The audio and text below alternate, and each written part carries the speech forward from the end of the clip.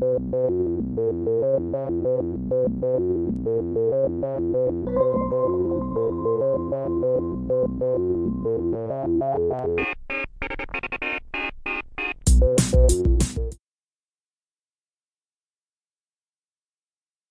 and welcome back to the History Hut. I'm Jim, this is Dr. K, and we're talking Confederation, and we're talking the factors that led to Confederation.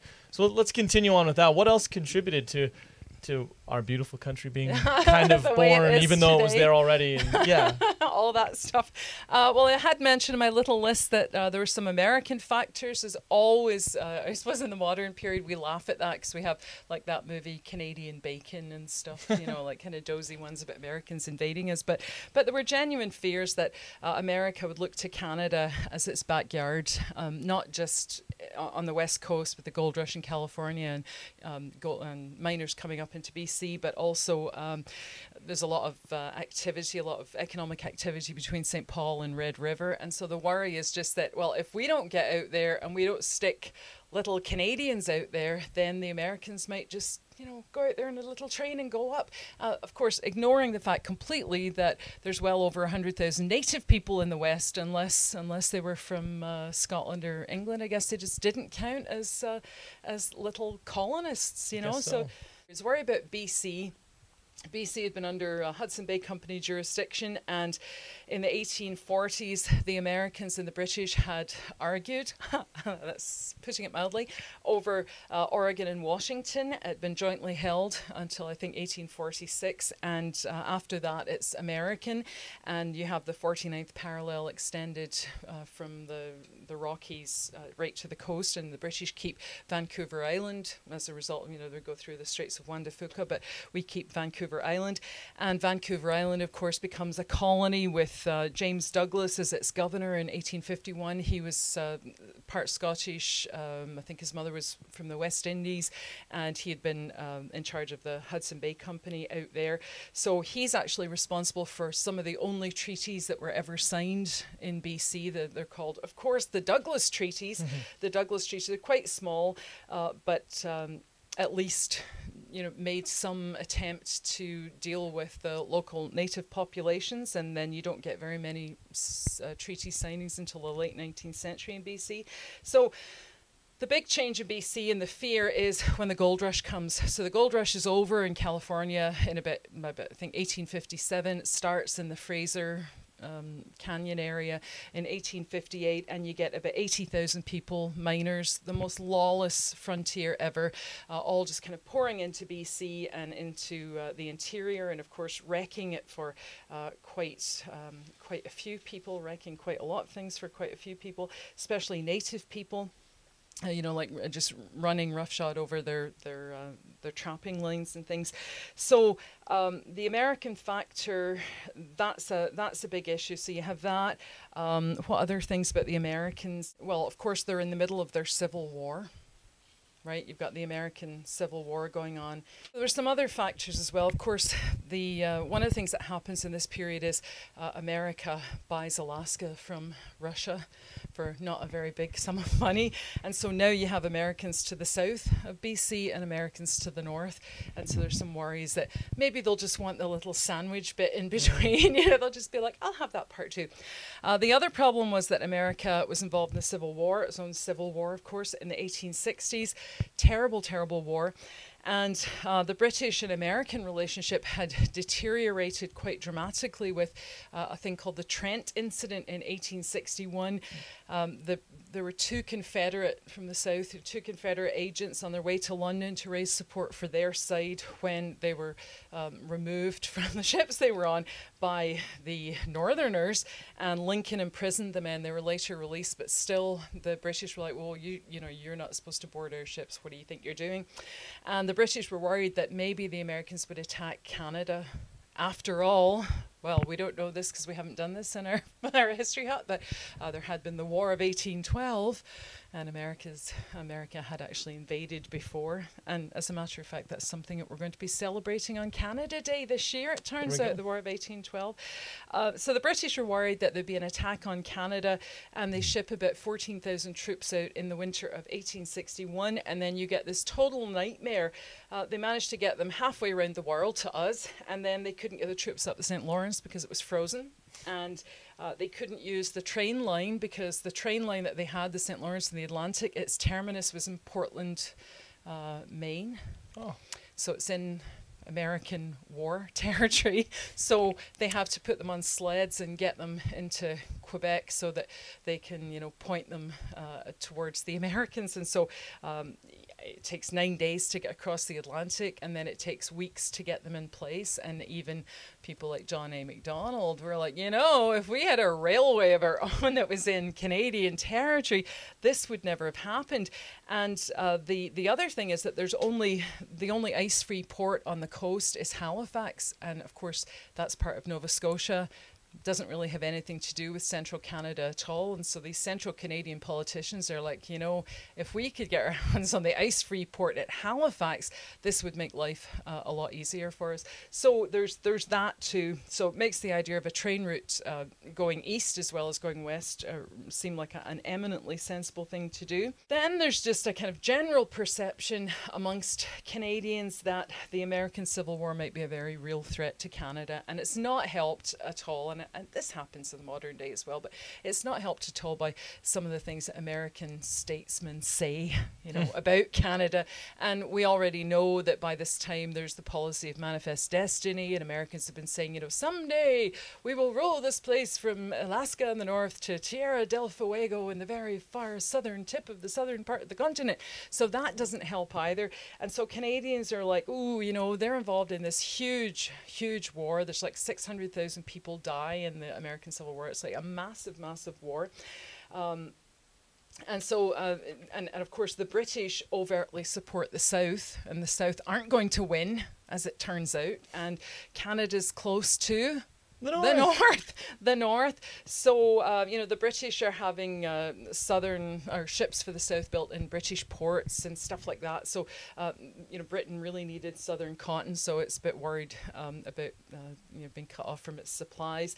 And you know, the problem is that if and when, and it happens, that the North are victorious, there's still going to be a lot of people with a lot of recent experience and probably still have a lot of guns, and they might just look north and think, you know, this would be a good time to put this into action, while those Canadians are just not thinking about us at all. So really, really kind of worried about that. At the same time, the British don't want the financial commitment of having a permanently defended border, so they're trying to reduce their financial commitments around the world. So they don't want to be like, oh, every time this happens, we're going to have to send lots and lots of troops, and we're going to have to keep them there. So all of this stuff's kind of together. And then there are specific offshoots of the American Civil War that have, as it turns out, a positive impact on the Confederation movement in Canada, especially in the East. And the first one is St. Albans Raid, and that's of course the name of a town in Vermont, and it's supposed to be part of a larger plan to attack the North via Canada. It's not very well organized as far as I can make out, and in practice it kind of amounts to some Confederate sympathizers robbing a town in Vermont and then fleeing to Canada, and they're arrested in Canada, but then they're released because you know, the technicality that they're released on is that Canadian courts don't have the authority to detain them for a crime committed in another country. So the Americans are like, you had them and you let them go. Okay, that's smart. So that would be changed a little later on. So there's that. And then the other one is the Fenian Movement. And I'm sure you've heard of the Fenians, because I know you've heard of the IRA, and it's kind of the same, starts off as the same kind of thing. So the Fenian Brotherhood, it's established in the late 1850s in America, Irish Americans, centered on Boston, and its aim was to free Ireland from English oppression. A noble aim, I would say, but you do it, of course, you're not strong enough to attack England, so you could do it by attacking and holding the last British colony in British North America, the last thing that the British cared about, and that was us. So it's kind of shades of the War of 1812. You know, you're the Americans and you're mad at the English. What do? You invade Canada. So same deal. You know, they have the arms, the ammunition. They fought in the Civil War. And they appear to be a force to be reckoned with, and they do actually attack Canada on 2 separate occasions. In 1866, in April, there's a small attack on New Brunswick, the St. Croix estuary in New Brunswick, and it seems to amount to not very many people at all in the actual attack. I think it's about 700 maybe lined up to attack, but they haven't even got off the boat they're attacking from, and there's just a small group that kind of rush up to this place and I think steal the flag and burn something and then leave again. So it's like, you know, a bunch of Irish people just suddenly showed up and frightened you, and then they all left. But that's enough, as it turns out, to turn New Brunswick, which by this time, by 1866, is anti-Confederation, and this is before it's been finalised, and a nightmare for someone like John A. Macdonald. It's enough to turn them from being against Confederation to being pro-Confederation, because they actually go to the polls before this and say, no, we don't want to join Confederation. And then central Canadian politicians are like, oh my God, you know, we just got this whole thing sorted out, and now you want to pull out. Then you get this attack and people are like, oh, we need to be able to defend ourselves. Absolutely, we want to join Confederation. So it's a really interesting kind of dynamic. And the British government, of course, panics and sends 5 ships and 5,000 troops to the area. So they, again, are like, we can't be doing this every time you get attacked, you know.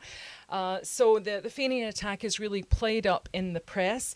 And as I said, it sees a change from a no vote for Confederation to a yes vote. And of course, central Canadian politicians are really happy about this. The Fenians also amass in some number across from Niagara, and the Canadian militia has to be called out. And they wait all the way through March and April. Nothing happens. And then, you know, they're dismissed. And then at the end of May, about 1,500 Fenians cross, and the fight's on. And the British, of course, have to come to their rescue once again, although this becomes part of Canadian mythology.